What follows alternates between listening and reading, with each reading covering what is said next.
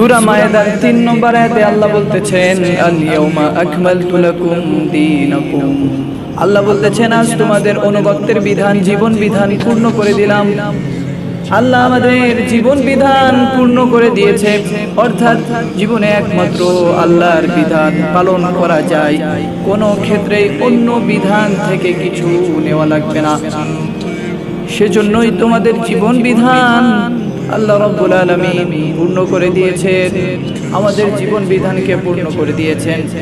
আমরা যদি চাই তো আব্রাহাম লিঙ্কনের গণতন্ত্র থেকে কিচ্ছুই নিব না, তারপরেও আমাদের রাষ্ট্র পরিচালনা করতে পারবো, সমাজকে পরিচালনা করতে পারবো, অর্থনীতি, রাজনীতি, সমাজনীতি সব কিছু আল্লাহ তাআলা এই কোরআনের মধ্যে দিয়েছেন।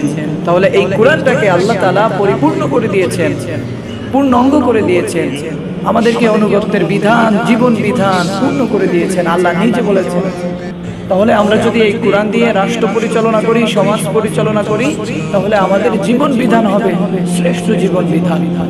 অন্য কোনো ধর্ম থেকে, অন্য কোনো জায়গা থেকে আমাদেরকে নেওয়া প্রয়োজন হয় না, যেহেতু আল্লাহ নিজেই বলেছেন যে আমি তোমাদের জীবন বিধানকে পূর্ণ করে দিলাম।